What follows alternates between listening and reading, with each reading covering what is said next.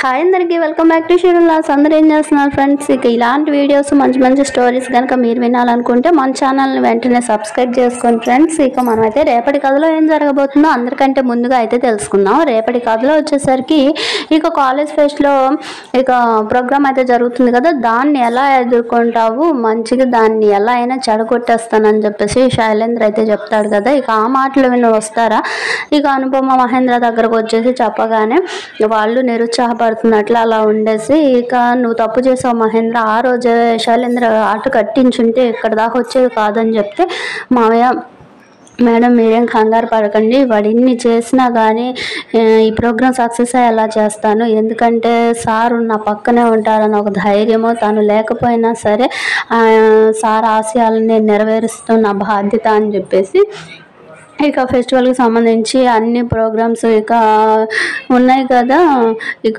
Students అందరికీ కూడా చెప్పింది కదా, ఇక మినిస్టర్ గారు పార్కింగ్ ఏరియాలో ఎక్కడ అవకతవకలు లేకుండా మంచిగా చూసుకోవాలి, ఇక షాపులు ఇలాంటివి కండక్ట్ చేస్తున్నారు కదా, ఇక అవన్నీ కూడా మంచిగా చూడాలని చెప్పేసి ఇక అవన్నీ కూడా చూసుకుంటూ ఇక వస్తారా అయితే ఉంటుందన్నమాట. ఇక ఇంటికి వెళ్ళిన తర్వాత కూడా ఇవే ఆలోచిస్తూ ఉంటుంది. శైలేంద్ర ఏదైనా చేసి ఇబ్బంది పెట్టేసి ఇక కాలేజ్కి బ్యాడ్ నేమ్ తీసుకొస్తాడా, మనం ఎలక్ట్గా ఉండాలి అనేసి అనుకుంటూ ఉండగానే ఇక్కడ వసుధార గురించి శైలేంద్ర అయితే ఆలోచిస్తూ ఉంటాడనమాట. వసుధారకి చాలా భయం తగ్గిపోయింది, నేనంటే ఏంటో రుజువు చూపిస్తానని. ఇక మన ఉన్నాడుగా బావ, వసుధార వాళ్ళ బావకి అయితే కాల్ చేసి ఎక్కడున్నావు, ఏం చేస్తున్నావు, ఏదో పీకేస్తాను చేసేస్తాను అన్నావు, ఏం చేసావు అంటే, ఎందుకు బ్రదర్ అంత కంగారు పడతావు అని చెప్పేసి ఇక రాజీవ్ అయితే అంటూ ఉంటాడనమాట.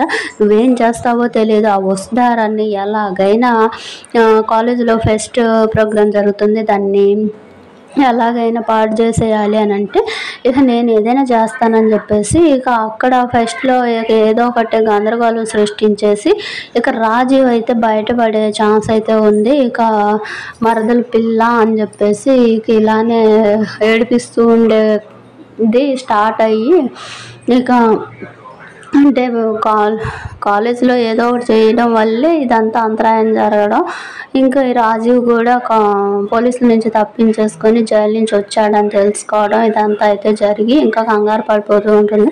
ఇక్కడ మన రిషికి అయితే కొంచెం పర్లేదేమో, అట్లా అయితే ఉంటాడు, కానీ రిషి ఎప్పటికీ వస్తాడో ఏమో, సీరియల్ బోరింగ్గానే రోజు జరిగే అక్కడక్కడ సాగదీసి కొత్త మాటలు కొత్తగా ఏమీ ఉండట్లేదుగా, ఏ గోళ అదే గోళ ఉంది. చూద్దాం ఏమవుతుందో. వీటికంటే మన స్టోరీసే బాగున్నాయేమో, ఒకసారి మీరు కామెంట్ సెక్షన్లో కామెంట్ చేయండి.